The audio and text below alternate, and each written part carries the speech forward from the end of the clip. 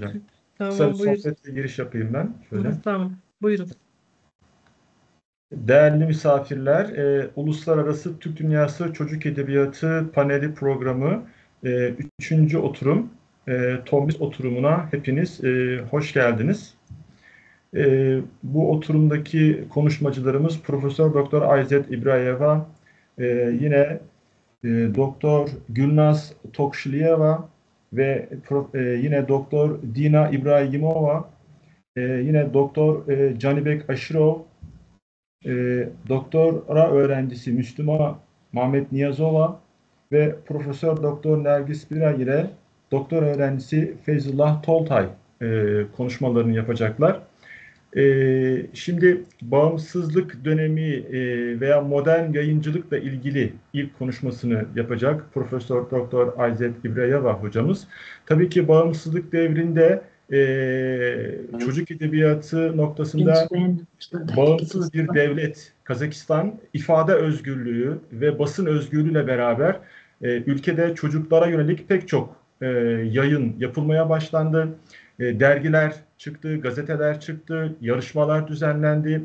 Benim bildiğim kadarıyla mesela Akçerken, Möldür Bulak, Aygölek, Bal Bulak, Balalar Alemi, Balapan Alemi gibi bunlar çocuk matbuatında önemli eserler. Yine Balausa, Aruna, Almatı Kitap, Bayan Cürek gibi yayın evleri hep çocuklara yönelik eserler kaleme aldılar. Yani Kazak Edebiyatı bağımsızlık devrinde çocuk edebiyatı üzerine matbuat, basın faaliyetlerinde çok güzel işler yapıyorlar. Ben sözü Profesör Doktor Ayzet İbrayeva hocamıza bırakacağım. Kazirki Baspaesi'ndeki Balalar Edebiyatı, Cetistikler men özellikli meseleler, yani modern yayıncılıkta çocuk edebiyatı, başarılar ve güncel sorunlar olarak Türkçe'ye aktarabiliriz. Sayın Hocam, söz sizde. Buyurun lütfen. Несін микрофонда ашасың ғой. Құрметті тыңдаушылар, қош көрдік конференцияға. Менің бүгінгі баяндамам қазіргі баспа ісіндегі балалар әдебиеті, жетістіктер мен өзекті мәселелер деп аталады. Жалпы балалар әдебиетінің даму үрдісінде баспа ісі қандай нәрсеге әсер етеді дегенде, жалпы көркем шығарманың басылуына кітап шығару ісі әсер ететінін білеміз. Жалпы көркем шығарманың басылуына баспа ісі үлкен әсер бар. Келесі.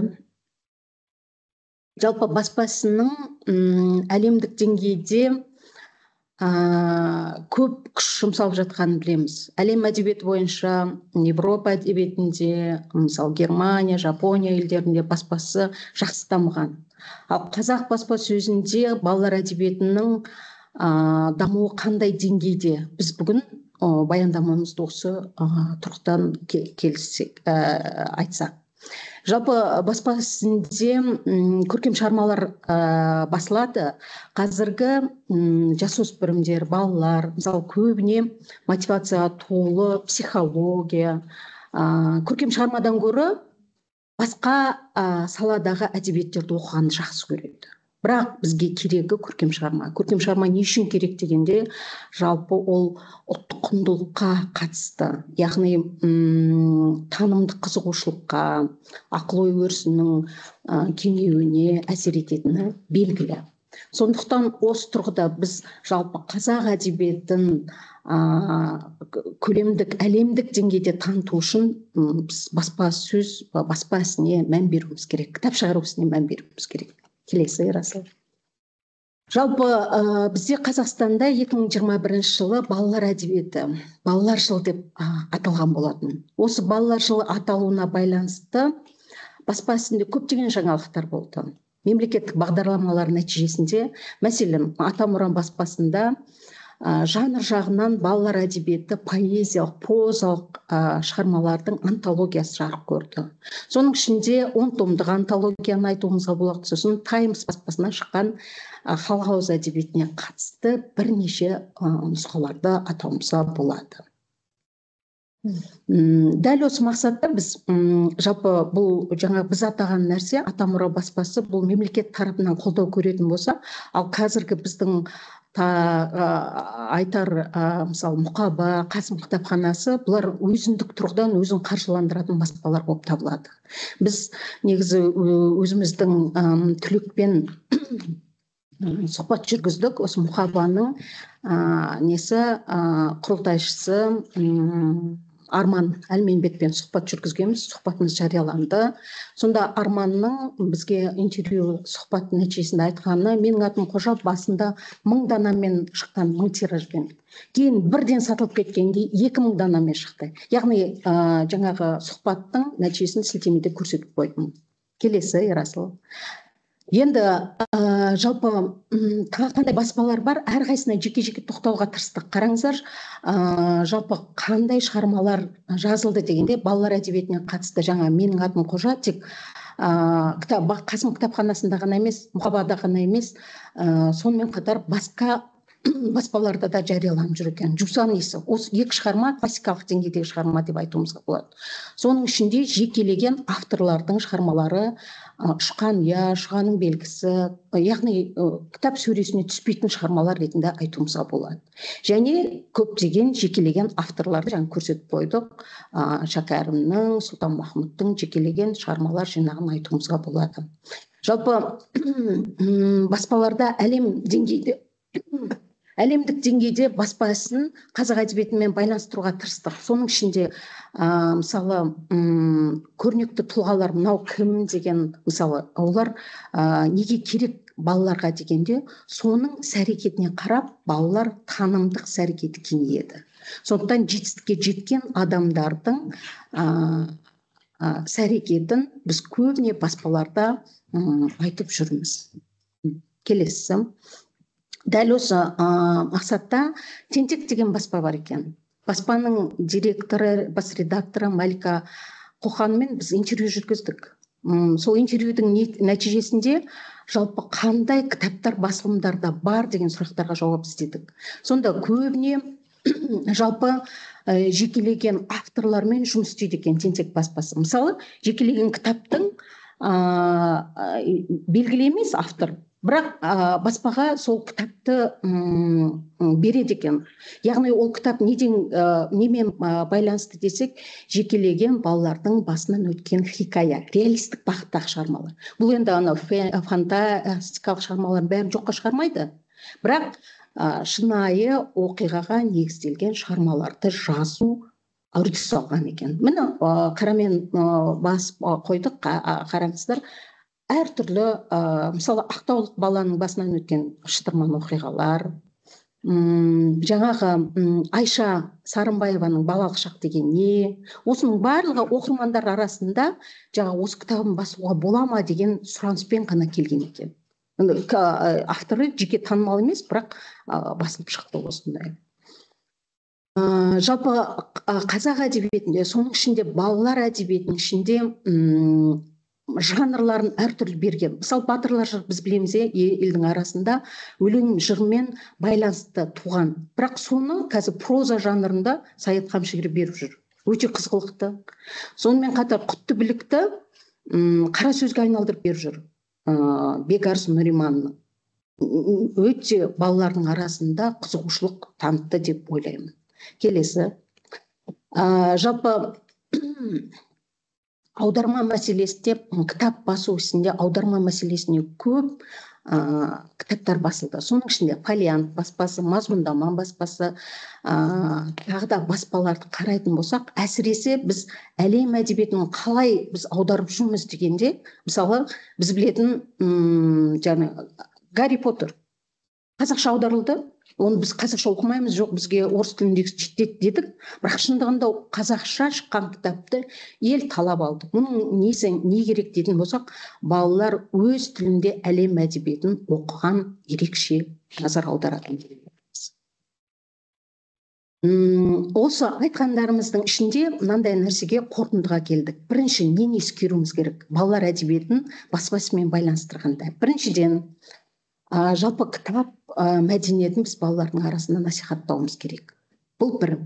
Екіншіден, баспа ісінде арнайы талаптар болу керек. Себеп, Басқа баспалар, басқа тілдегі, басқа мемлекеттің баспалары біздің баспаға, яғни біздің нарыққа өтуде.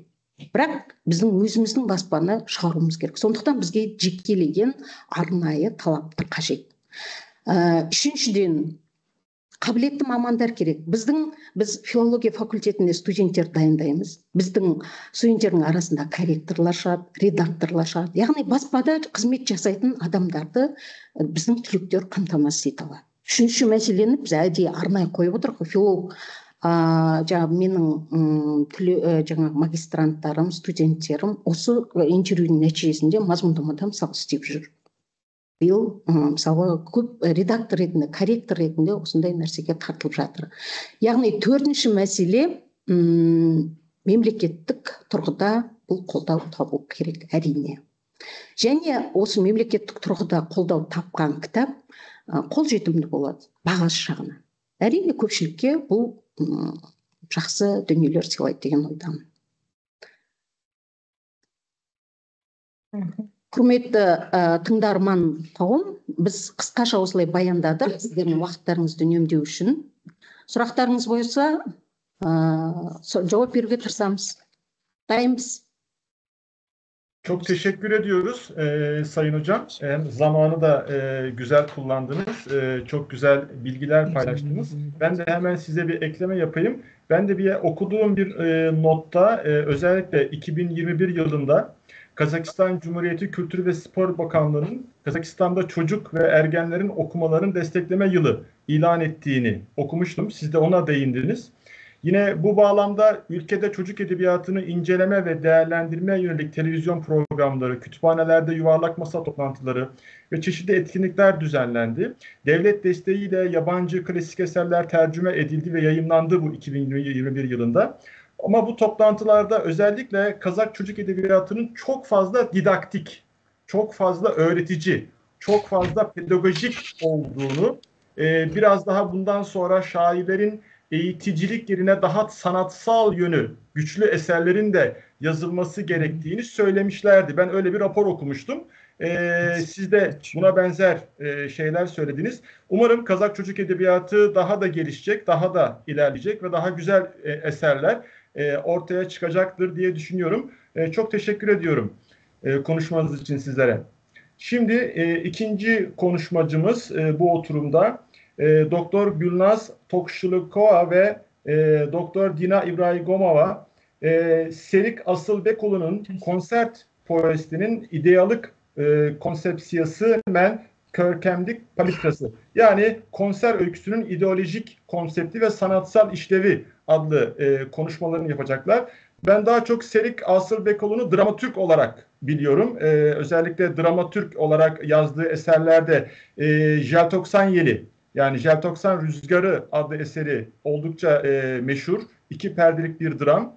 Jeltoksan ayaklanması sırasında bir ailenin başından geçenleri anlattığı bir eser. Bu konuşmasında hocamız konser adlı eser üzerine değerlendirme bulacak. Kendileriniz size bırakıyorum. Dina hocam ve Gülnaz hocam, söz sizde. Buyurun lütfen.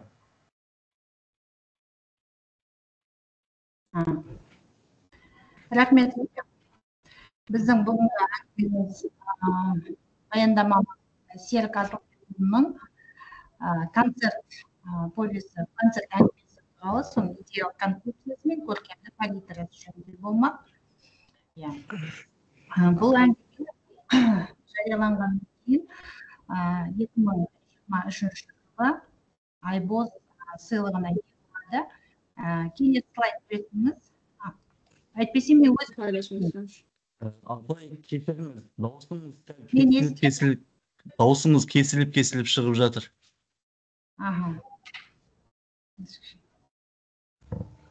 Дина ханым, микрофонды дұрыстамасаңыз, сіздің дауысыңыз бізге үзіліп естіліп отыр. Бәрін дұрыстап қойған. Слайдыңыз көрінеді. Дауысым енді естілем. Mikrofondu сәл реттесеңіз, апай, дауысыңыз kesilip үзіліп шығып жатыр.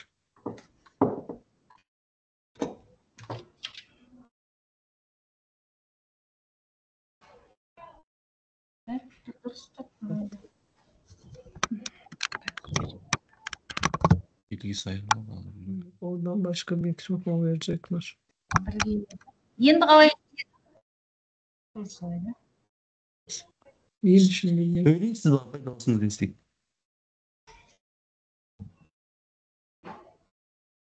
Кешірім өтінем, дауыс естіліп тұр ма? Естілді, пожалуйста, söyleyiniz. Рахмет. Жақсы, бүгінгі біздің тақырыбымыз Гүлназ ханым екеуміздің мына Сердар Көпекұлының концерт әңгімесі жөнінде болмақ. Осы бойынша дайындап шағын мақаламызды жасадық. Келесі слайд кетіңіз, егер дауысым естіліп тұрса.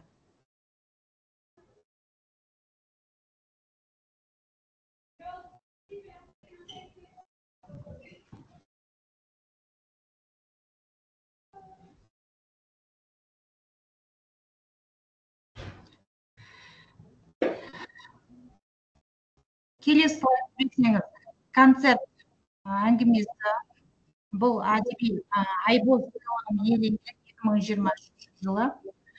Бұл жерде слайд бойынша бұл өмір витамині бар оқиғасы динамикалық дамитын бала психологиясын бейнелеудің нәзік үлгісін көрсете білген туынды деді. Бұл қазіргі қазақ прозасындағы адам жанының терең иірімдерін қозғайтын әлеуметтік мәселелерді көркемдік шындықпен бейнелейтін шағын бірақ мағынасы терең шығарма. Әңгіменің басты кейіпкері бұл анасы қайтыс болған 3 жылдан бері өгей анасынан қорлық көріп келе жатқан әкесі аздап ішетіні бар жуастау өмір өтеш осы енді бұл әңгіме өзі мына жерде слайдта көрсеткеніміздей Ақсуаттың бұл жазушының туған жері жаратушы өзгенің бәрін әлдеқашан ұмытқан облыс аудан орталықтарына итөлген жерде жатқан Сырдарияның қиырдағы бір жазушы ең қымбат ең айлы мекен Ақсуатқа көктем келді деп табиғатты бір сөзін бейнелеп баяндауынан басталады әңгіме. Келесі слайд. Және әңгімеге кіріспенің өзі бұл Данте сөзінен басталып әлемнің ең ұлы ғажайыбы адамның жаны. Бұл жерде балалық рухани әлеммен ішкі сезімін береді бұл жерде. Жаңа айтып өтті повестің бас кейіпкері бұл көркемдікке жаны құмар Назымбек, ауыл баласы. Автор жан дүниесі пәк жеткіншектің 3 жыл жетімдікте өткізген қиын тағдырын, көрген қорлығын, ауылға келген танымал әншінің бала өміріне келген үлкен өзгерісін, оның бүкіл бір күндік уақыт шеңберіне сыйғызады. Және бұл жерде айтып өтер болсақ, шығармада бала Назымбектің сезімі, ішкі әлемі өте нәзік бейнеленеді. Өгей ана тарапынан көрген қорлығы, әке тарапынан көрген немқұрайлық, балалық шақ трагедиясы ашылды. Бұл қазіргі кездегі өте, мен ойлаймын, сәнді тенденциялардың бірі. Әлем әдебиетінде балалар ретіндегі балалардың жаңағы балаларға деген қамқорлық, баланың көріп жатқан теперіші осы замандағы осының бәрі әңгіме етеді деп ойлаймын. Осы жерде ата-ана мейірімінің маңыздылығы, әңгіме ата-ананың махаббатының, әсіресе ананың орны толмас рөлін алға тартады. Бұл жерде айтып өтер болсақ, Асылбекұлының жазушының бүкіл шығармашылық кредосы да осы 3 принципке негізделген деуге болады. Аталған повестің шынайылығын айтып тұрған, ондағы өмірлік оқиғалар ғана емес, әрқайсысының өзіне тән мінезі бар, бір-біріне ұқсамайтын, бір-бірін толықтырып тұрған идеалдандырылған кейіпкерлер. Мысалы, повесте жаңағы біріне қарама-қарсы контраст бар, мысалы, палитра жағын келсек. Мысалы, жетім көрсең жебей жүр деген қазақтың мақалы бар.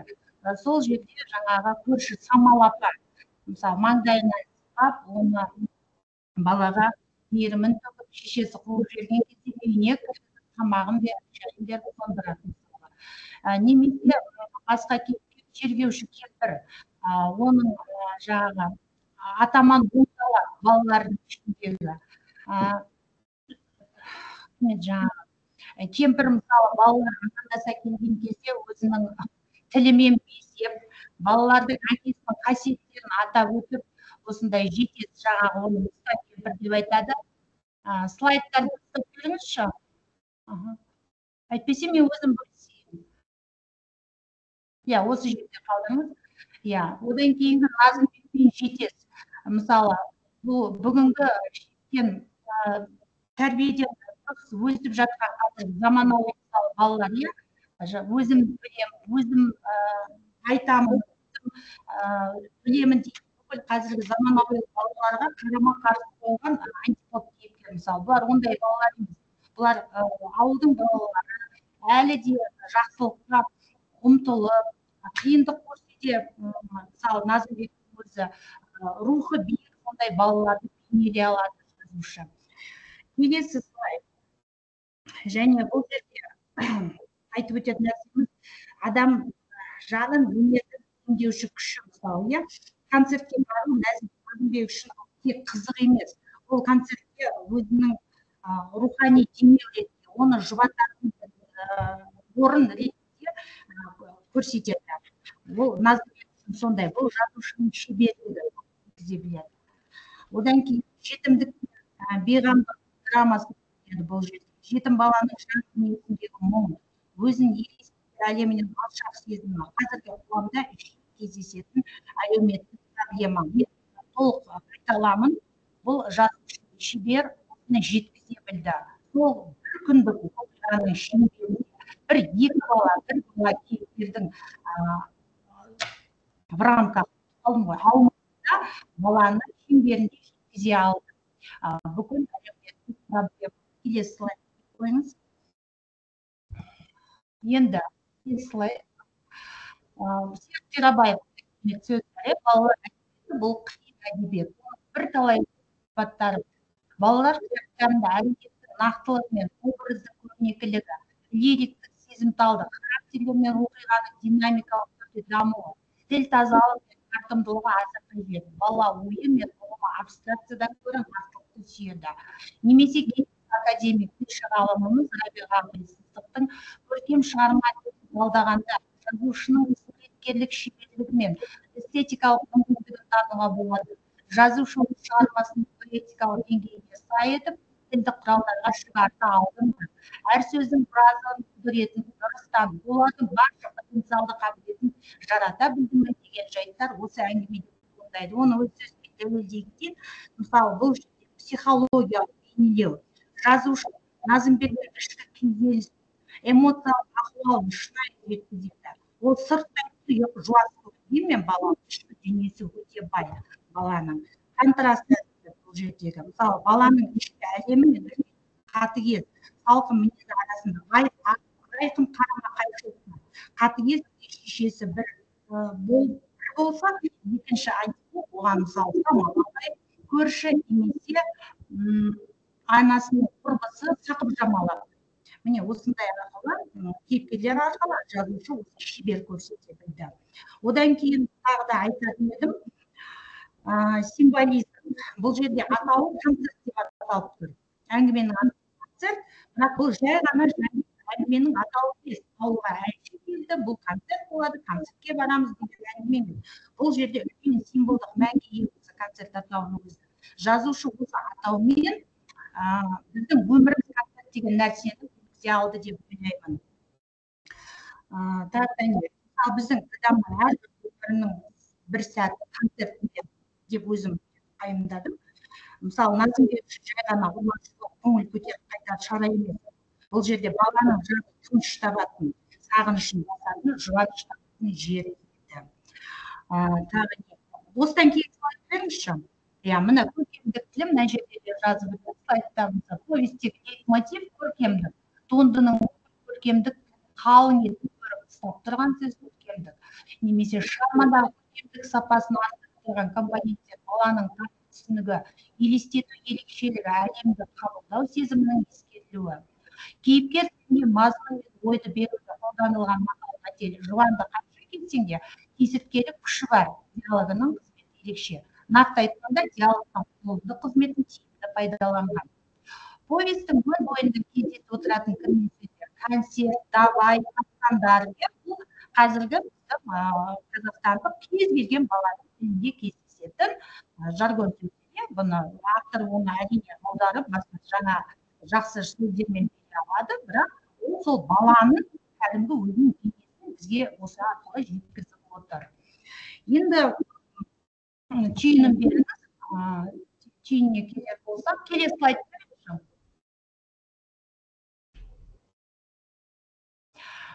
Мысалы, бұл түйінге келтіре болсақ, Амангелді Кеңшілігінің сыншы шын талант әдебиетке адамды бастаудан қайнарын байлайтын қоғамның зұлымдығынан өмірді тазарту үшін келеді деген оймен келісіп отырамыз. Жас жүректің өтіп өткен әділетсіздік қиындықтардан жасымай, алыстағы асқақ арманға бақытпен танылғанымыз. Назымбек бойындағы адалдық, ауырмалдық, тазалық, жанның мөлдірлігі, көркемдікке іңкәрлігі, еңбекқорлығы ең таза қасиеттерін мөлдіретіп көрсету арқылы авторлық ұстанымда негізгі кредосы да адамгершілік мәселесімен түйінделеді. Автор шеберлігі жазушы баланың көзқарасымен әлемді бейнеледі. Оқырманды істерді кейіпкерлермен бірге сол сәтті сезіндіріп, бірге қайғыртып, бірге күйзелтеді, бірге мұңайтып, бірге қуантты.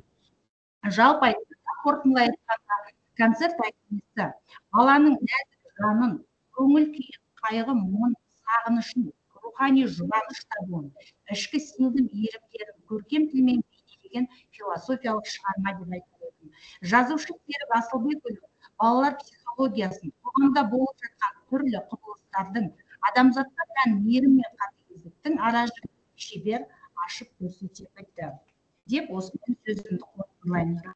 Тыңдағандарыңызға.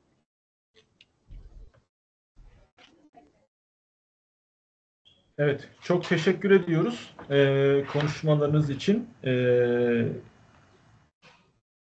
Rahmet, kök rahmet. Şimdi üçüncü konuşmacımız Doktor Canibek Aşirov. Kazak Balalar prozasının janrlık, poetikalık, gereksinimleri, yani Kazak çocuk neslinin tür ve şiirsel özellikleri başlıklı sunumunu yapacaktır. Buyurun Sayın Hocam. Саламатсыздар ма, құрметті қатысушылар. Бүгінгі іс-шараның өтуіне өте табысты, нәтижелі болуын тілеймін. Менің даусым естіліп тұр ма деген ойдамын. Естіліп тұр. Рахмет сіздерге. Бүгінгі істердің назарларыңызға ұсынылып отырған тақырып бізде қазақ балалар прозасының жанрлық және көркемдік ерекшеліктері деп атауды жөн көрдік. Неге? Өйткені қазақ прозасында, әсіресе балалар прозасында әдебиеттің теориялық тұрғысынан келіп қарағанда біршама теорияға бағынбайтын, немесе теориядан ауытқып кететін, екінші бір жанрларға, екінші бір ағым бағыттарға бейім тұратын әдеби шығармалар баршылық. Солардың аражігін қалай ажыратамыз, немесе олардың балалар прозасының көркемдік немесе жанрлық ерекшелігі қандай болуға тиіс деген бір ой тастау мақсатындағы мәтін болмақ деп ойлаймын. Сонымен көркем әдебиетте көркем мәтіннің жанрлық және көркемдік деңгейіне жазушының қалам қуаты емес, оқырманның жас ерекшелігі, танымдық әлеуеті әсер ететін, соған тікелей тәуелді жанр бар. Ол балалар әдебиеті. Балалар әдебиеті дегеніміз не? Оның оқырмандық аудиториясы бәлкім белгілі. Яғни біз бағанағы сәби жастағы балаларды, орта жастағы, немесе ересек жасөспірімдерге арналған әдеби шығармалардың аудиториясы осындай үш деңгейге бөліп қарайтынымыз белгілі. Ал сол аудиторияға ұсынылып отырған көркем шығармадағы әдеби мақсат, міндет қандай? Жас оқырманды жалаң дидактикамен тәрбиелеу ма, әлде баланы алдыңғы өміріндегі үлкен әдебиетке дайындау, көркемдік эстетикалық талғамын қалыптастыру ма? Классикалық әдебиеттің талабынан назар салатын болсақ, сөз өнері ол өнердің ішіндегі асылы. Болмысты көркем бейне арқылы танудың ең бір төте тиімді жолы. Жалпы балаға деген назар әдебиетте еш уақытта күн тәртібінен түскен емес. Сонау фольклорлық үлгілердегі ауыз әдебиетіндегі балаларға арналған шығармалардан ертегілер, бесік жыры, бата тілек жырлары, мәпелеу жырлары, уату алдарғату жырлары, қызықтама, жұмбақ, жаңылтпаш сияқты фольклорлық үлгілеріміз бар, иә. Сол үлгілерімізден бастап кешегі прозамыз қалыптасқан, біздің классикалық прозамыз қалыптасқан осы 20 ғасырдың іші деп есептейтін болсақ, сол 20 ғасырдың басындағы немесе 19 ғасырдың соңғы жағындағы алғашқы ұстазымыз Ыбырай Алтынсариннің қазақ балаларына ұсынған көркем әдеби мәтін шығармалары еске алуымызға болады. Сонымен кеш туып қауырт дамыған біздің классикалық прозамызда балалар әдебиетіне үнемі көңіл бөлініп отырды. 1930 жылдардың басында, дәлірек айтсақ 34 жыл ғой дейме, Саттар Ерубаевтың балалар әдебиетін жасайық дейтін бастамасынан, Баубек Бұлқышевтың балаларға жақсы кітаптар керек дейтін үндеу мақаласының мазмұнына назар аударатын болсақ, балаларға деген назар, балаларға деген әдеби қамқорлық әдебиеттің күн тәртібінен түспегендігін байқауға болады. Мұның сыртында одан кейінгі әдеби кезеңдерде қазақ балалар әдебиетінің әртүрлі жанрлары жайында Серік Қирабаевтың, Әбділда Тәжібаевтың, Айқын Нұрқатовтың балалар прозасы туралы атақты мақаласы бар еді 1965 жылғы. Сейітовтің, Әбсаттар Дербісәлиевтің, Ордалиевтің, Баламир Сахариевтің, Нығмет Ғабдуллин сияқты қазақ ғалымдарының зерттеулерінің негізгі бір саралы сүбелі жолы осы балалар әдебиетімен байланысты болды деп айта аламыз. Одан кейінгі жылдардағы 1970 жылдардан кейінгі балалар әдебиетінің жай күйіне назар аударған сыншы ғалымдарымыз да болды. Ақын зерттеушілерімізде Қадыр Мырзалиевтің, Әдібай Табылдиевтің, Зейнолла Серікқалиев, Құлбек Ергөбек, Бақыт Сарбалаев, Бекен Ыбырайым, Әлия Бөпежанова сынды сыншы ғалымдар, сыншылар осы балалар әдебиетінің жай күйіне үнемі назар аударып отырды. Бекен Ағай Ыбырайымовтың кандидаттық және докторлық жұмысы да осы балалар әдебиетінің зерттеу нысаны етіп алған жұмыстары болды. 1990 жылғы қазіргі қазақ балалар повесінің көркемдік ерекшеліктері атты жұмысымен 98 жылғы балалар прозасы және рухани эстетикалық даму мәселелері атты жұмыстары осы қазақ балалар әдебиетінің тарихындағы ерекше жұмыстар болып табылатын еді. Оның сыртында тәуелсіздіктен кейінгі жылдарда күні кеше ғана жарық көрген әдебиет және өнер институтынан шыққан Гүлжахан апай Орданың мысалы балалар әдебиетіне қатысты зерттеулер арқылы біз балалар әдебиетіне деген әдебиеттану ғылымының назары әркез жіті болғанын байқай аламыз. Сонымен балалар әдебиеті дегеніміз не, ол қандай талапқа жауап беруге тиіс? Кейде мынандай мәселе туындайды. Енді бұл бүгінге дейінгі айтылып жатқан немесе бүгінге дейінгі балалар әдебиетінің өкілі ретінде танылған туындылардың барлығы ол балалар әдебиетінің тарихына қатысты шығар әдетте. Ал енді қазіргі әдеби процестегі қазіргі жасөспірім не оқуға тиіс дейтінде біз қазіргі кезеңдегі бір жаһандық жағдайдағы ғаламтормен, экшнмен, эпикамен, кино, тағы да анималистикалық сияқты бір жанрлардың түрлерімен бәсекеге түсіп отырған жалғыз әдебиеттің жанры ол балалар әдебиеті екенін мойындауға тиіс шығармыз. Енді осы балалар әдебиетіне қатысты қозғалатын тағы бір мәселе бар сияқты болып көрінеді маған. Ол мәселенің түп төркіні мынада сияқты. Біріншіден, біз балалар әдебиеті дегенде қандай әдебиетті, қандай шығарманы балалар әдебиетінің туындысы ретінде қарастыра аламыз? Айталық, бағанағы бізде көптен көп қарастырып жүрген балалар әдебиетінің антологиясындағы, басқалардағы берілген кейбір талдау жұмыстарын қарайтын болсаңыздар, мысалы Мұхтар Әуезовтің Жетім деген әңгімесін, Көк серегінде, одан кейінгі Сайын Мұратбековтің кейбір шығармаларындағы кейіпкері бала болатын шығармалардың барлығында осы балалар әдебиетінің мұрасы ретінде қарастыру жағы басымдау. Иә, балалар әдебиетінің басты кейіпкері бала болуға тиіс. Бірақ мынаған назар аударсаңыздар деген ой айтқым келеді. Бірінші, айталық сюжет өнерінде, енді әдебиетте өнер ғой, сол сияқты бір сюжет өнермен салыстыра баяндасақ тиімді болады, түсініктірек болатын шығар деген ойдамын. Сюжет өнерінде примитивизм деген бағыт бар. Ол бағыт нені түсіндіреді? Примитивизм деген бағыт атақты Нико Пиросмани дейтін өкілі бар еді, естеріңізде болса, иә. Сол бағыттың сюжетшілері саған сюжеттеріне назар аударатын болсаңыз, әбден күрделене түскен күрделі дүниеге, күрделі өмірге баланың көзімен қарап, баланың көзі арқылы өмірді жеңілдету, немесе сол қиын мәселеге баланың көзімен қарау дейтін сияқты бір стильдік немесе философиялық бағыт болып табылатын еді примитивизм. Модернизмнің бір саласы ретінде қарастырылатын. Бәлкім біз балалар әдебиеті деп жүрген кейбір шығармаларымыз осы примитивизм бағытындағы шығарма шығар.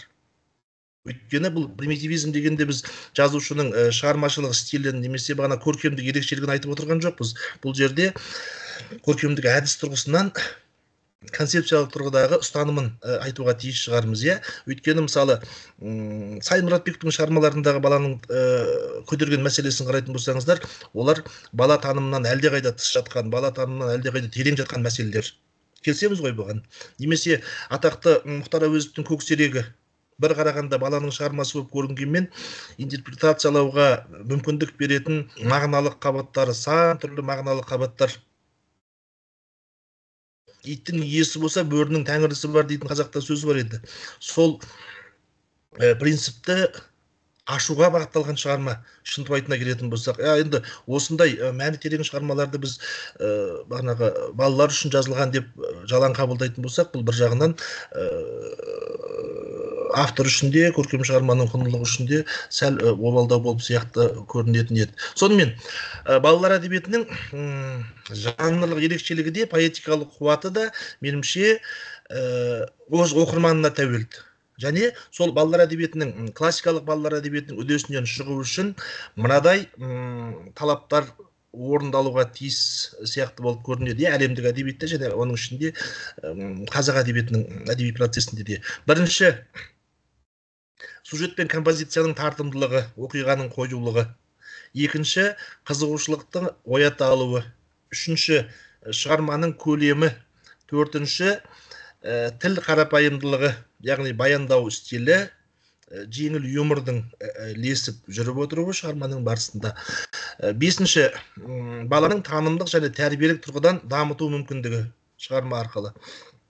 Алтыншы, баяндаушы тұлғасының бала жасы мен деңгейіне сәйкестігі деп айтуға болатын шығар. Енді осылардың әрқайсысына мысалды әртүрлі шығармадан іздемей-ақ, бір шығарманың деңгейімен шектелуімізге болады деп есептеймін. Айталық, бізде балалар әдебиетінің классигі Бердібек Соқпақбаев. Былтырғы жылда жазушының 100 жылдық мерейтойы аталып өткені белгілі. Енді осы автордың атақты «Менің атым Қожа» дейтін туындысы бар еді, солай ғой. Сол туындының негізінде, сол туындының мысалында осы айтылған жайттердің барлығына, осы айтылған ұстанымдарға сол туынды толықтай жауап береді деп есептеуге болады. Бірінші, оқиғаның, композицияның бір тәртіпте, бір ретте балаға түсінікті және қызықты етіп құрылуы. Менің атым Қожаны оқып отырсаңыздар, бір сюжеттен кейін екінші сюжеттің, бір композициялық құрылымнан екінші бөлікке өтудің бір аса бір қиындықсыз өтесіз. Және автор әр тарауының басында ескертіп айтып отыратыны да белгілі. Шығарманың көркем мәтіннің ішімен таныс болатын болсаңыздар. Көркем мәтіннің енді архитектоникалық табиғаты жазушы осындай бір шеберлікпен құруға мүмкіндік беріп тұр деп есептеуге болады. Екінші, дедік біз қызығушылықты оята алу. Оқырманды, әсіресе жасөспірім, жас оқырмандың қызығушылығын оята алмаса, ол оқылатын шығарма болып табылмайды. Оны мойындауымызға тиіспіз деп ойлаймын. Келесі, шығарманың көлемі.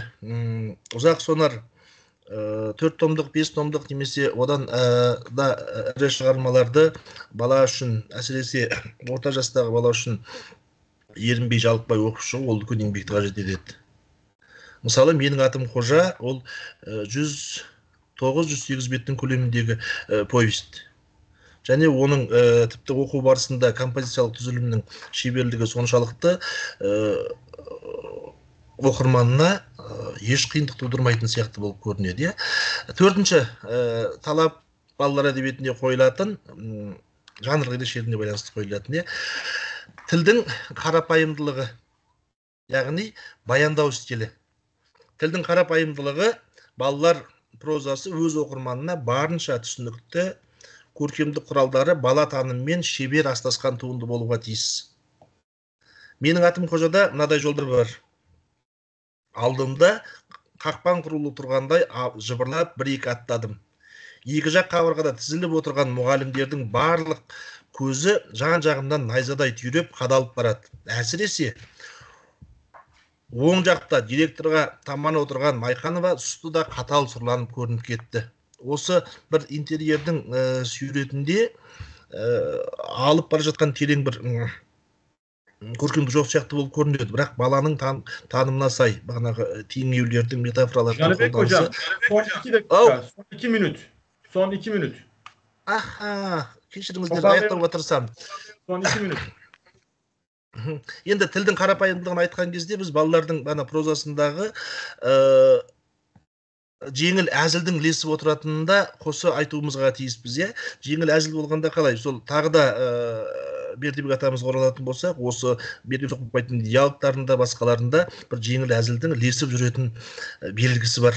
Анау Қожаның жиналысқа түсіп отырған сәттегі күзетші шалмен, Сейтек қой деймін, ұмытпасам, сонымен кездесу барысындағы диалогының өзі өте бір юморға қорылатын дүние еді. Бұлар балалар әдебиетіне тән белгілер осындай болса керек деген қағида ұстануға тиіс. Ал енді тура осы автордың балалар әдебиетінен де биік тұрған бір шығармалары бар.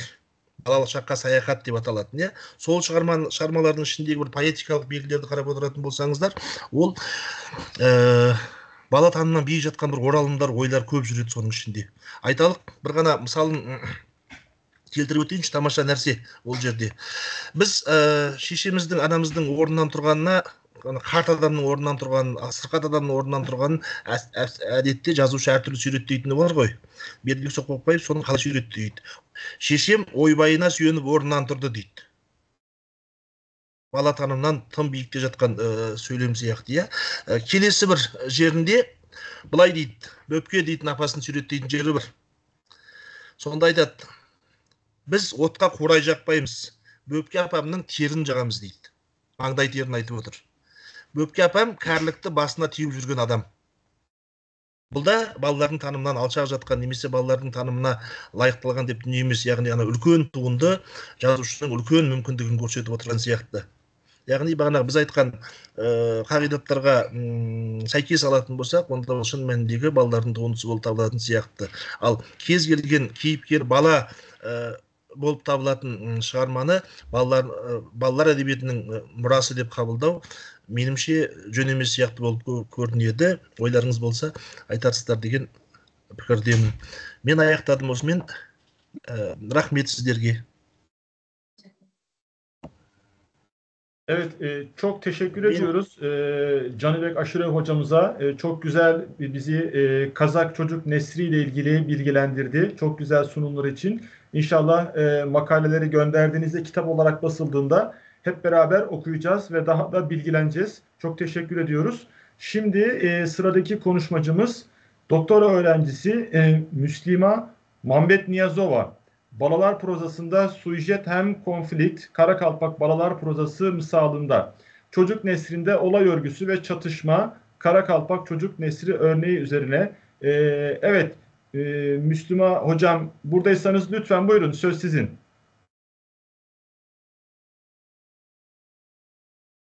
Burada mı Müslüma hocam? Evet. Buyurun hocam, söz sizin. Mikrofon kapalı.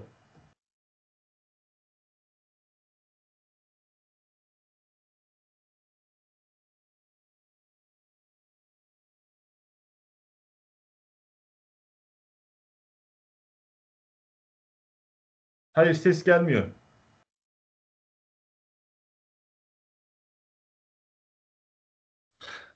Müslüme Hanım, dawusyňyz eslenmej jatyr.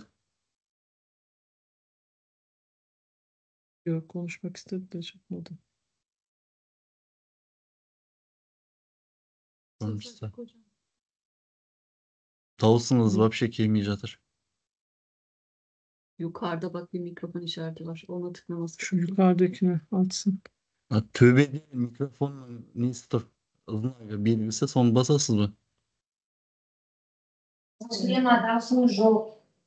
Joar Jack'ta. Ha, yendi karaz. Yendi aysanız. Job gelmeydi. Ben gelmiyor.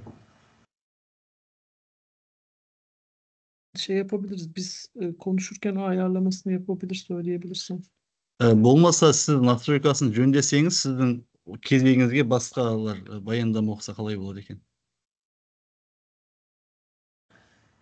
Ya da siz konuşun, sizden sonra tekrar deneriz şansımızı. Onu Hocam. söyledik Soner. Biz Evet, konuşalım, o arada düzeltsin diye söyledik. 15 minut vaktiniz var. Mikrofonu reddep koyarım. Rahmet. Soner sen filmini yap da biz öyle. Peki, o zaman Müslüma hocamızın sesi gelmedi. Onu Yok, tekrar ses. düzenlemesi için bırakalım. Sıradaki konuşmacılarımız Profesör Doktor Nergis Biray ve doktor öğrencisi Feyzullah Toltay. Bağımsızlık dönemi Kazak çocuk edebiyatında kimlik ve milli kültür unsurlarının işlenişi adlı sunumlarını yapacaklardır. Buyurun sayın hocalarım. Ekran görünüyor sanıyorum. Görünüyor mu? Ben paylaşmıştım ekranım ama. Sizi görüyoruz. Ha, beni mi görüyorsunuz? Bir dakika, hemen paylaşımı açayım. Evet, Sayın Oturum Başkanı ve sayın hocalarım, hepinizi saygıyla selamlıyorum. Biz önce ben başlayacağım, sonra Feyzullah sonucunu bildirecek. Bağımsızlık dönemi Kazak çocuk edebiyatına milli kimlik açısından milli kültür unsurlarının işlenişi adlı bir bildiri sunacağız. Çocuk edebiyatı yalnızca eğlence ve eğitim işlevi üstlenen bir alan olmaktan ziyade bireyin toplumsal belleğini ve kimliğini şekillendiren ideolojik bir araçtır. Özellikle ulus devletlerin inşa sürecinde çocuklar geleceğin yurttaşları olarak görülür ve bu bağlamda edebiyat onların zihin dünyasında bir tarihsel bilinç ve kimlik inşa etmenin başlıca yollarından biri haline gelir.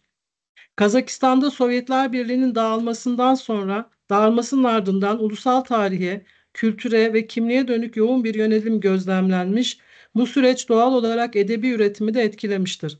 Bu yönelim yalnızca yetişkin edebiyatında değil, çocuk edebiyatında da kendini açık biçimde göstermektedir.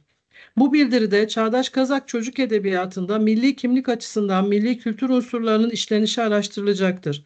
Ulusal kimlik inşasında önemli figürlerin ve olayların çocuk edebiyatında nasıl temsil edildiği incelenecek, çocuklara sunulan tarihi tahayyülün içeriği sorgulanacaktır. Fakat bağımsızlık dönemi Kazak çocuk edebiyatına ve milli kimlik açısından milli kültür unsurlarının işlenişine geçmeden bazı kavramlardan üzerinde durmak gerekir deyip durmuştuk ama ben bu kısmını geçeceğim. İşte kimlik nedir, milli kimlik nedir, milli kültür unsurları nelerdir, Kazak edebiyatının, çocuk edebiyatının kısa bir tarihçesi var. Çünkü uzun bir konu, onun için de oradan konuma geçeceğim. Biz 6-7 ay önce günümüz Kazak çocuk edebiyatı yazarlarından 15 yazarın hikayelerinden seçmeler yaparak lisans öğrencilerimiz, yüksek lisans ve doktor öğrencilerimizle Türkiye Türkçesine aktarmıştık.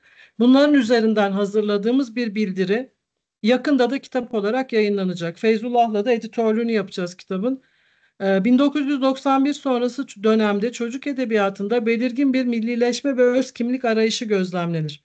Bağımsızlık döneminde Kazak çocuk edebiyatında milli konuların bağımsızlık fikri taşıyan eserlerin ele alınmaya başlandığı görülür. Hatta bağımsızlık sonrası Kazakistan'da çocukların gelişimi ve eğitimi devlet politikalarının öncelikli alanlarından biri haline gelmiştir. Bu bağlamda 2021 yılı resmi olarak Çocuklar Yılı, 2022 yılı ise Çocuk Edebiyatı Yılı olarak ilan edilmiştir. Söz konusu yıllar kapsamında okul öncesi ve okul çağındaki çocuklara yönelik edebi üretimi desteklemek amacıyla 40'tan fazla yazar ve şairin eserleri yayımlanmış, çocuklara hitap eden içeriklerin sayısı ve çeşitliliği dikkate değer ölçüde artmıştır.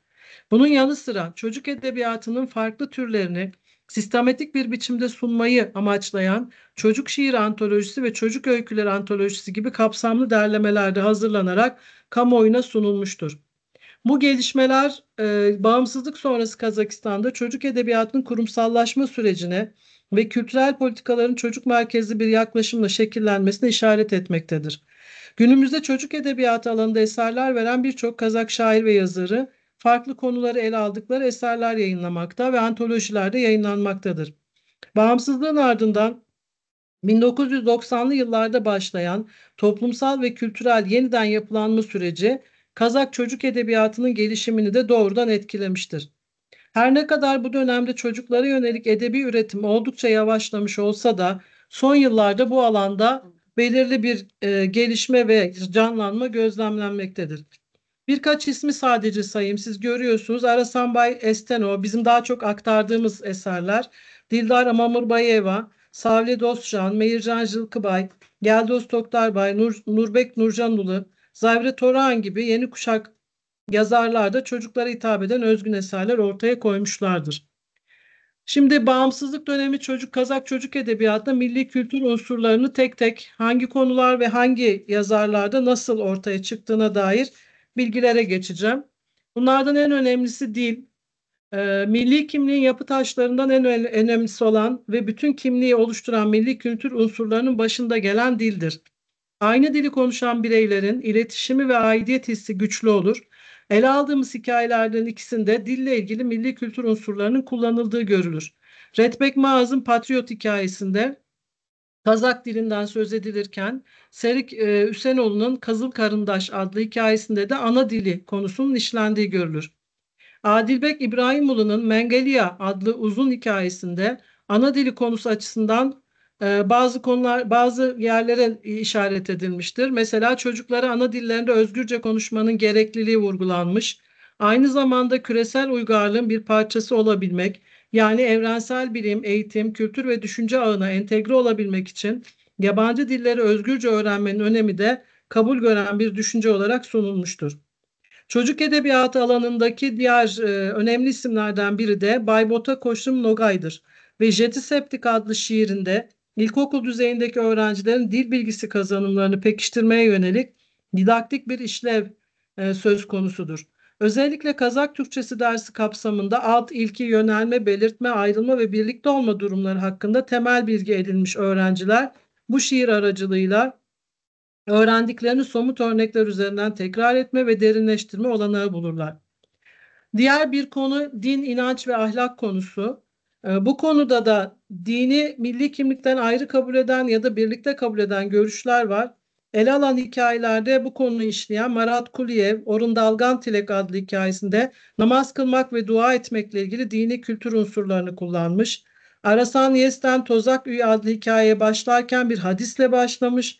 Daha sonra da ölürken kelime-i şehadet getirileceği gibi dini bilgilere yer vermiştir.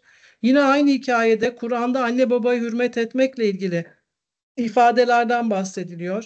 İşte annenizi sırtınızda Mekke'ye 3 kere götürüp getirseniz de onun hakkını ödeyemezsiniz gibi bilgiler yer alıyor. Redbek Maaz'ın hikayesinde dedesinden ve 2. Dünya Savaşı'nda gazi oluşundan bahsedilirken gazilik kavramı üzerinde durulmuştur. Serik Üsenoğlu 2021'de yayınladığı Kıran'ın Balapanı adlı hikayede Oraza'da oruçtan, Kurban Şalur'da da kurbandan bahsediyor ve Biye Baylar'da da Bata Berül'den bahsetmektedir. Halk arasında bazı uygulamalar da var. İşte nazar değmesin diye yapılan işlemler. Bunun dışında çocuğun yastığının altına, bebeklerin yastığının altına bıçak, ayna ve tarak konulması. Aynayı küçük çocukların yüzüne ayna tutmamak gibi birçok bizim bugün batıl inanç diye bildiğimiz konulardan da bahsedilmektedir. Diğer bir konumuz tarih. Bir insan topluluğunu millet yapan unsurlardan biri geçmişte yaşadığı olayların, deneyimlerin, mücadele ve başarının bütünüyle oluşan tarihidir. Bir milletin hafızasının kimliği ve kültürünün güvencesi olan tarih, bireylerde ortak bir aidiyet ve millet bilincini sağlayarak milli kimlik oluşturur. Bu konuda Adilbek İbrahimoğlu'nun Mangalya adlı uzun hikayesini ele almak mümkündür. Mangalya kelimesi bir eser aracılığıyla Kazak söz varlığına kazandırılmış, yazara ait özgün bir neolojizm olarak değerlendirilebilir. Bu kelimenin anlamını hikayede ayrıntılı biçimde açıklar ve bu ifadeyle de Helios, gün ışığı ve men, insan sözcüklerinin birleşiminden türediğini söyler.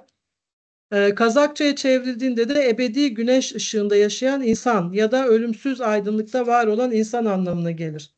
Ve böylece yazarın yaratıcı hayal gücünün ürünü olarak kelimeyi görürüz. Mengilik-er ideolojisine alternatif bir adlandırma sunmakta olan bu ideal, çağdaş ve dikkat çekici bir biçimde çocuk okuyuculara aktarılmaktadır. Bunun dışında Dildar Mamırbayeva'nın Tarak hikayesine Cengiz Han'la ilgili, Redbek Mağaz'ın Patriot hikayesine Kazakistan tarihi, Abay'ın 175. yıl dönümü, İkinci Dünya Savaşı'nda Kazakistan'daki insanlar, 16 Aralık Bağımsızlık Günü gibi tarihi konulardan bahsedilmektedir. Ayrıca Bakıt kitabında da biz Jeltoksan olaylarını görüyoruz.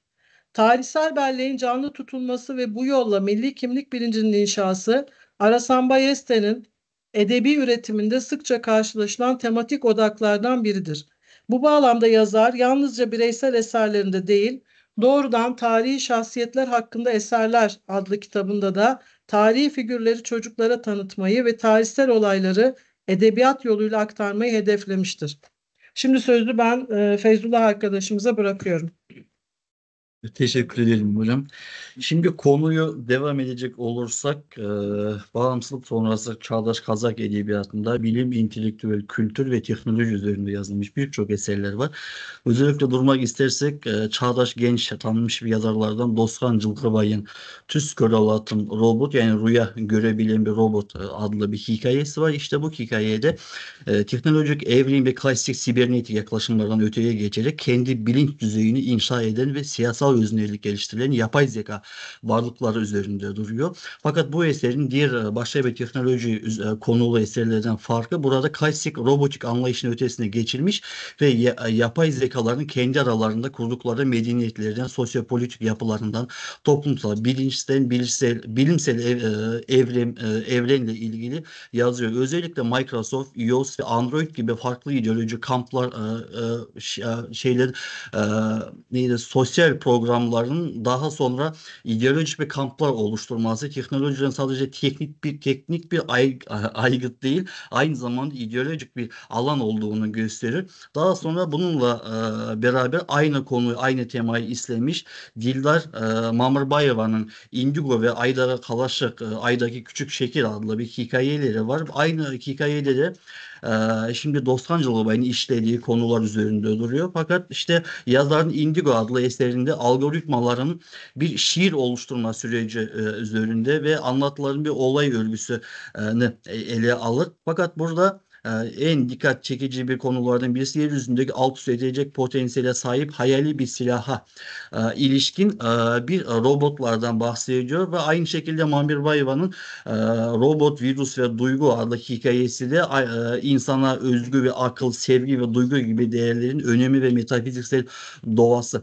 işleniyor. Fakat bu sadece Kazak çağdaş çocuk edebiyatında işlemiş bütün teknolojiyle ilgili eserler değil, bir seçilmiş eserler olarak ele aldık ve aynı şekilde Kazak şiirinde de çocuklarla ilişkin, çocukların işte anlayabilecek seviyede olan entelektüel, kültür ve teknolojide yazılmış birçok şiirler de var. Örnek vermek gerekirse Aslan Tilegen'in Aytış, Instagram ve TikTok adlı bir şiir var. Bu şiirde konudan da başlığından da görmüş olduğumuz gibi Kazak folkloru ve edebiyatına dair geçmişe sahip bir Aytış geleneği metoduyla biz Instagram ve şimdi TikTok gibi sosyal medyalarının bir varlık halinde geldiğini görürüz. Fakat burada şair genç okurlara TikTok ve Instagram gibi sosyal medyaları çok kullanan genç okurların daha sonra sergilediği davranışları ve eleştirel bir bakış açısıyla yazıyor, değerlendiriyor ve bu yönde biz dijital çağının bir sosyal alışkanlıklara geldiğini ve genç okurların ilerideki zamanlarda bir varlık haline, bir oluş haline gelmesini önemli bir katkı sunuyor. Ve aynı şekilde diğer bir konu bir sanat, müzik, mimarlık ve edebiyat, tiyatro diye aldık. Ve burada ister resim, ister mimari, ister müzik ve edebiyat, tiyatro olsun, sanat bir milletin duygu ve düşünceleri yanında hayat tarzını, inançlarını, geleneklerini, tarihi birikimini yansıtan, kültürel kimliğini gösteren bir anlatım biçimi olarak ele alınır. Şimdi bu eserlerde en çok şimdi Kazak çocuk edebiyatında okunmuş, tanınmış kişide bir eser olarak şimdi tekrar Aslan Tilegen'in Gizemli Şekirler diye bilmeceli bir şiir var ve bu şiirde dikkat edilecek bir noktada modern dönemdeki kurulmuş şehirlerin sosyopolitik, sosyo-kültürel işlevlerini oradaki halk yaşamına etkisini ve doğal olarak küçük çocukların bunların etkilenmiş bir kişi olarak karşımıza çıkıyor ve bu eserleri bir bölüm olarak Gizemli Nehirler diye bölümünde Kazakistan'daki şu İrtiş, Yeşil, Jayık, Arıs, Nura gibi nehirler üzerinde ve bu nehirlerin ekolojik önemi, tarihsel değerleri ele alınır ve aynı şekilde Baykonur şehrine ilgili acaba Mars'a yolculuk yapan şehir hangisidir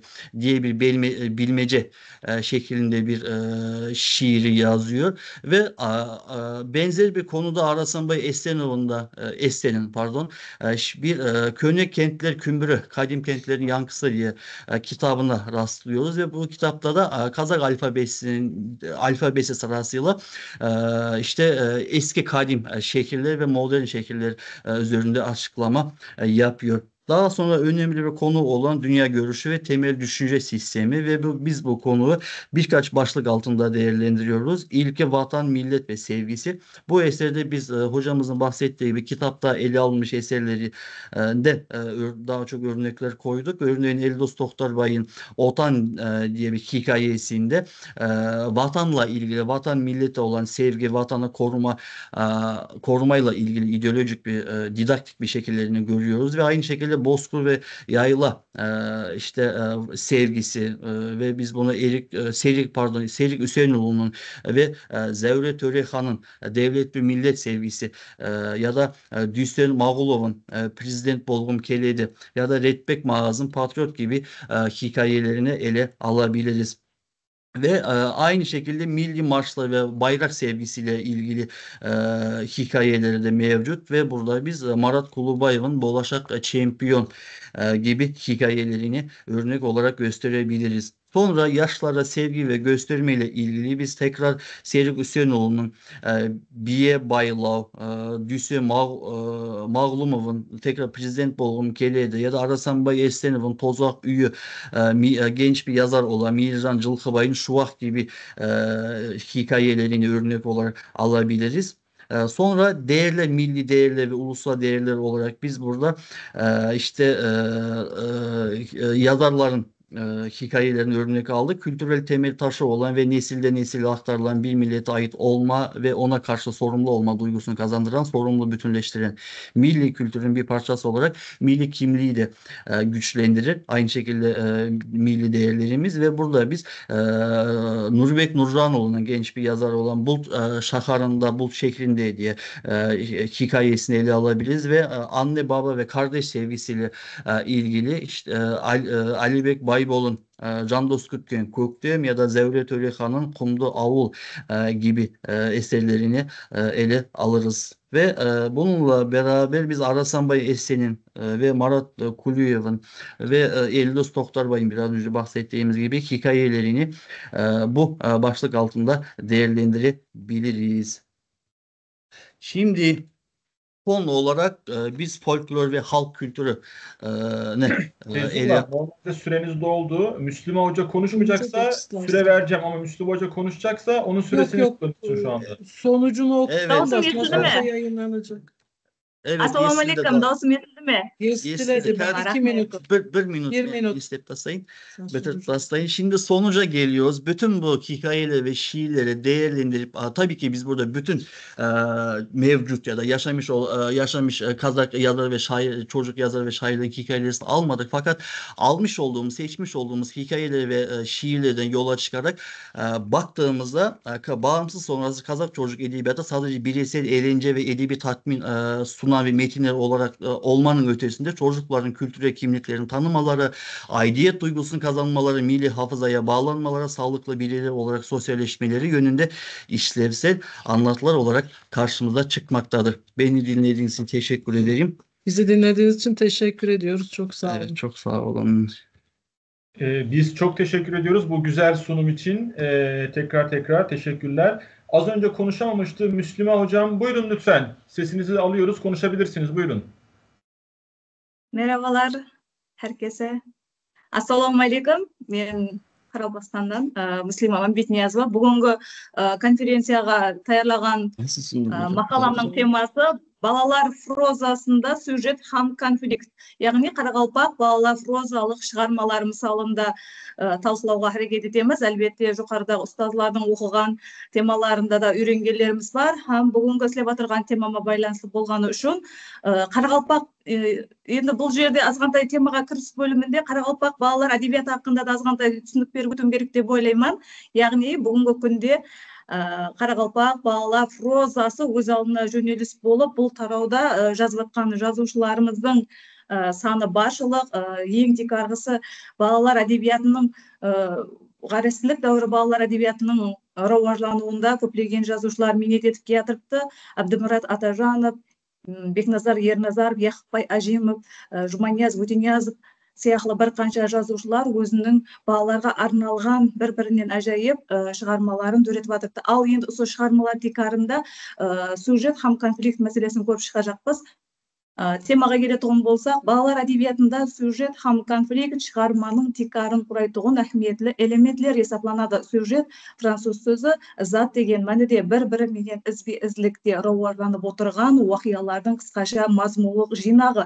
Olimlar tomonidan süjetning tekarga belgilar retinde turmush haqiqatliklarin adamlar arasındagi eng ahamiyatli turmushlik qarim-qatnashlarning ham qahramon xarakterining yuzaga kelib rivojlanib boruvining tarixini ko'rsatib o'tadi.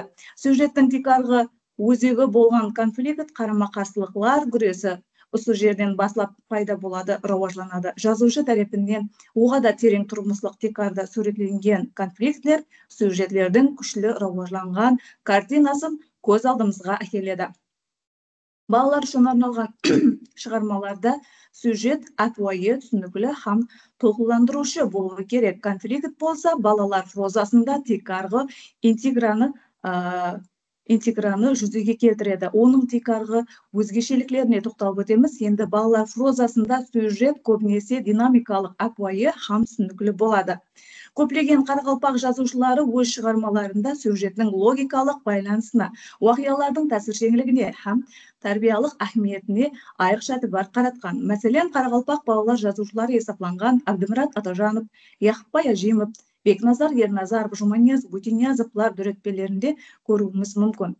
Qaraqalpoq balalar adabiyotida süjet qurilishining ko'rinishi sifatida uni bir nechta to'parlarga bo'lib o'tdik. Ya'ni süjet endi har bir шығармада, har bir janrda o'zgacha formada beriladi. Endi biz balalar adabiyotida, erkeklar adabiyotidan farqli turda balalar adabiyotidagi süjetlarning beriluvini ham ularning Qaraqalpoq adabiyotida qanday formalar qo'llanib yurganligini to'xtalmoqchimiz. Atvoyi voqeaga qurilgan süjet, ya'ni ko'plagan шығармаларда balalar turmushidan olingan kundelikli жағдайларды suratlaydigan atvoyi süjetlar qaydaniladi.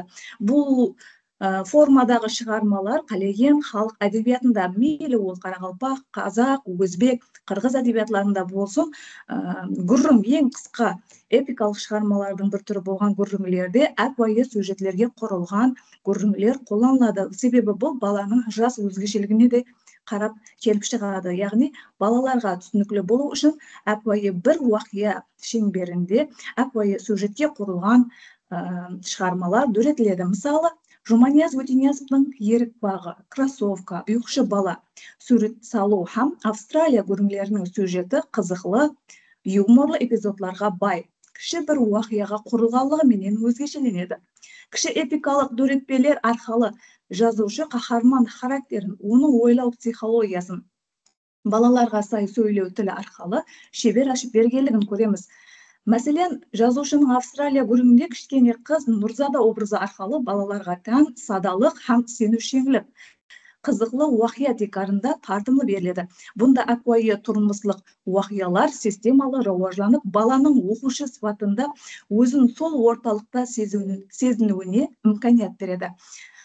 Шеңбер құрамындағы сюжет. Бұл шеңбер құрамындағы сюжетлер көбінесе көпшілік жақсы біледі, әдебиетшіларға жақсы таныс. Бұл ұсулда уақия басланған жерінде жұмақланады. Яғни балалар әдебиетында бұндай структура ертекілерде, аңыз, көрінілерде көп жасады. Мысалы, Яқып Ажемовтың Аққулар атауы, аңшы қалай перзентлі болды ертекілері міне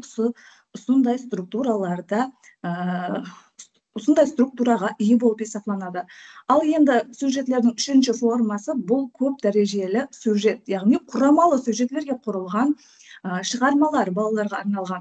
Енді балалардың өзіне тән өзгешелігі бұл һәм нәрсеге қызығушаң болады, һәм уақиялықтарды жақсы көреді. Соның ішінде көбінесе жазушылар, әсіресе повестлерде һәм романларда, хаттекі гүржімлерде де ізлікте уақияларды дауамилы, қысқа атамалар менен дауамилы беруді жақсы көреді. Қазіргі балалар прозасында бірнеше уақия шынжырын өз ішіне алған, бір-бірі менен байланысқан сюжет структуралары қолданылады. Мысалы, Жұманияз Өтениязовтың Өткен әсір уақиялар атамасындағы кітабынан орын алған көрінілер негізі жазушының балалық дәуірлеріне арналған болып, олар бөлек атамаға ие болса да, шығарма орайында текарғы бір қаһарман, яғни автордың өзі тұрады.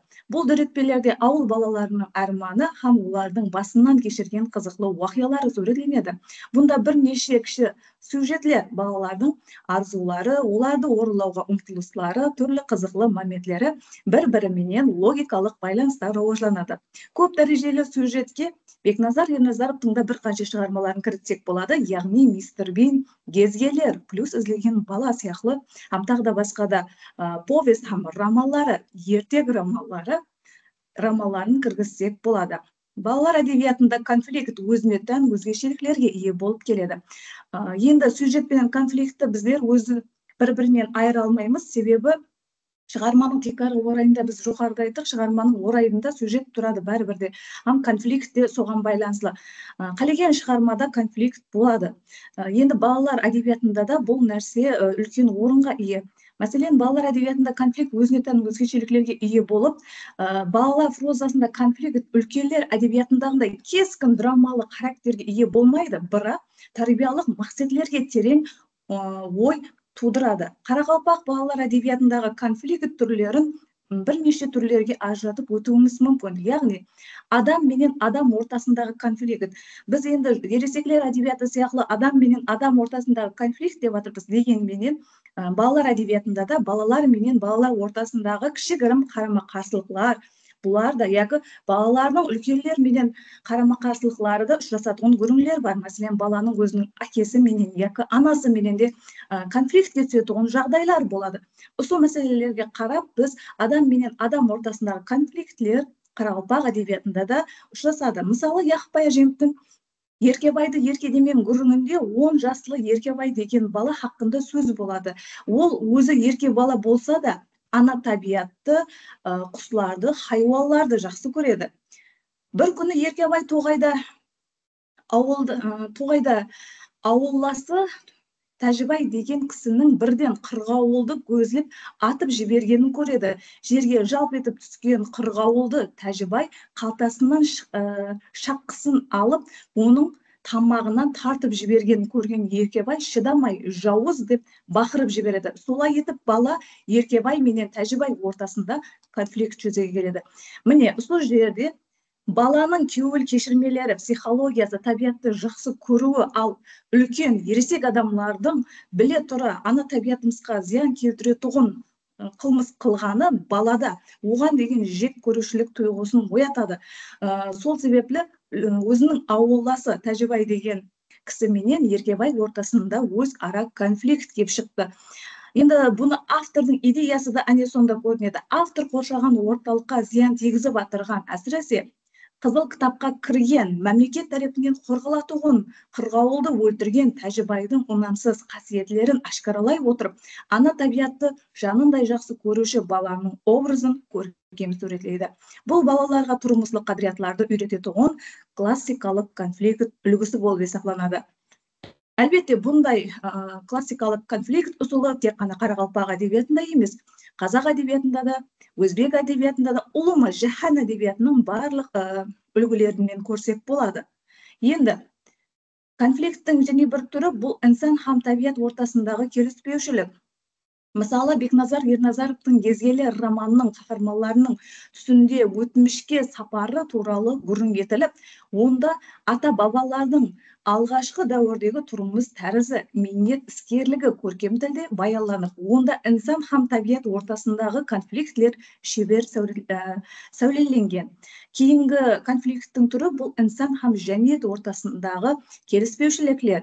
Енді бұл мысалға бұл конфликт түрінен көплеген мысалдарды келтіруге болады. Әсіресе біздердің Қарақалпақ әдебиетінде ең дәслепкі Қарақалпақ прозасының текарын салушы жазушылардың бірі ретінде Нәжім Дауқараевтың интернатта гүріңіменен, сондай-ақ Төлепберген Қайтбергеновтың Мұғалімге рахмет повестін мысал келтірсек болады. Себебі бұл повест ең белгілі шығармалардың бірі болуымен бірге осы конфликтке мысал келтіріп аламыз. Мәселен, Төлепберген Қайтбергеновтың Мұғалімге рахмет повестінде ауыл балалары һәм олардың ата-аналары ауылға келген мұғалімнің оқытуына қарсы шығады. Олар алдыңғы системаға, яғни балаларды сол дәуірлерде молалар оқытатұғын болған алдыңғы дәуірде. Соның оқытуына үйреніп, жаңа ауылына келген жаңа мұғалімді қабылдау қиын болады. Яғни жәмиет жаңа өзгерісті қабылдай алу қиын болып жатыр. Бұл ортада жәмиет һәм инсан ортасында өзара конфликт кеп шықты. Сол уақыттағы шығарма қаһарманы кішкене бала, сол Мұғалімге рахмет повестінің бас қаһарманы кішкене бала тілінен суретленеді, һәм сол бала өзі қайсы бірі мұғалімді жақсы көреді, бірақ сол жәмиет алдыңғы системаға үйреніп қалғаннан кейін сол системаға өтуін қалесе де, ол тез әмелге аспағалығы себеплі сол жердегі конфликті шешілуіне қаһарман баланың өзі де қатынасқалығы арқылы біз көрсек болады. Енді ұлыма пікірлерімізді жұмақтастырып айтатұғын болсақ, енді конфликттің және бір түрі бар, бұл ішкі конфликт. Енді ішкі конфликтлерге мысалдарды көп келтірсек болады. Көптеген жазушылар ішкі конфликтлер арқылы, яғни баланың өз ішкі қияллары менен өз күресуі арқылы келтіріп өтеді. Бұған және жоғарыда келтіріп өткен жазушыларымыздың мысалын көптеген айтсақ болады. Мәселен, Әбдімұрат Атажановтың Қарақалпақ әдебиетінде балалар жазушы сипатында танылған жазушыларымыздың бірінің гүріңлері мысалында айтсақ болады. Оның һәр баланың қиялын сол ішкі өзінің характеріндегі, өзінің достарына қосыла алмай отырғандағы ой қиялларын сол ішкі конфликтлер арқылы беріп өтеді. Яғни өзіндегі қате кемшіліктерден түзелу, өзі ішкі конфликттің де текарғы бағдары бұл ішкі қарама қарсылық, оның қарар қабыл етуіне тәсір етуші моментлерді береді. Қарақалпақ әдебиетінде конфликт бар қола ұнамлы шешім менен жұмақланады. Бұл баланың санасына инсанилық, мейірім, шапағат, достық, табиатты... Müslüme hocam, son bir minut. Жұмақланып атырды. Evet, toparlayabilir misin? Son bir minut. Aha, tamam anladım. Soner hocam sonraki konuşmacı yokmuş. Biraz uzatabilir hocamız. Öyle mi? Tamam. Evet, o zaman evet. Tamam. 3 dakika. Size biraz daha 3 dakika. 3 dakika. Teşekkürler. Бул баланын санасына инсанийлык, мейрим, шафаат, достук, табиятты кастерлөө сыяктуу кадыриятларды сиңдирүүгө каратылган. Жазуучулар конфликттен моралдык сабак берүүчү курал сыпатында пайдаланады. Жумаклап айта турган болсак, балалар адебиятында сюжет һәм конфликт чыгарманын текарында турушу, сол аркылуу балалар характерин ашуучу ахмиеттүү элементтер эсептелет. Карагалпак жазуучулары бул структуралардан милли маданият һәм тарбияны үгүт насихатлоо максатында шебер пайдаланады. Негизинде балалар адебиятынын да текаргы максаты балаларга талим тарбия берүү, onu камил инсан етип тарбиялоодан ибарат. Айне бүгүнкү балалар Карагалпак балалар прозасындагы жазуучулар дөретүүчүлүк этип атырган жазуучуларыбыз да осы талаплар текарында һәр тареплеме Карагалпак адебиятынын жанрлык, көркемлик һәм тилдик жактан баюуна өз үлесин косуп атырды. Диккатларыңыз үчүн рахмет. Makalam şu жерде жумакланады. Çok teşekkür ediyoruz. Çok teşekkür ediyoruz. Evet, bugünkü üçüncü oturumumuz da sona erdi. Bu oturumda çok kıymetli konuşmalar yapıldı. Profesör Doktor Ayset İbrahimova, yine Doktor Dina İbrahimova, yine Doktor Canibek Aşirov ve doktor öğrencisi Müslüma Mambet Niyazova ve Profesör Doktor Nergis Biray ile doktor öğrencisi Feyzullah Toltay bize Kazak Edebiyatı genelinde yine Karakalpak Edebiyatı'yla da beraber çok güzel bilgiler bizimle paylaştılar. İnşallah bildiri kitabı yayınlandığında bunları daha güzel okuyacağız, daha güzel bilgileneceğiz. Orada da dinliyor öğrencilerimiz Kazakistan'da. Umarım onlar da bildirilerden faydalanmışlardır hocalarıyla birlikte. Çok teşekkür ediyorum. Bu oturumu sonlandırıyorum. Bir sonraki oturumda görüşmek üzere. Hepinize iyi günler diliyorum. Hoşça kalın. Çok teşekkür ederim. Çok teşekkür ederim. Teşekkürler. Teşekkürler Köprahmet.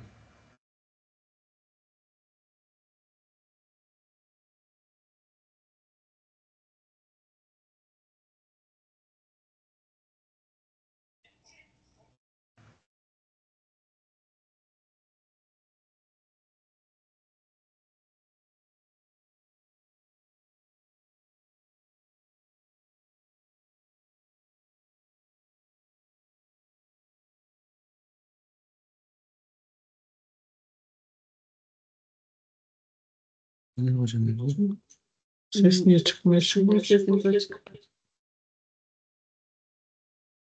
Bitirin o zaman. Bana merhaba, bitirdiniz mi? Alo. Ya Soner, ben düştüm herhalde de o yüzden bir şey yapamadım. Bağlandım tekrar ama sen kapatmışsın herhalde. Ha tamam. İstersen girip ya o son oturum da daha başlamadı. 3'te başlayacak.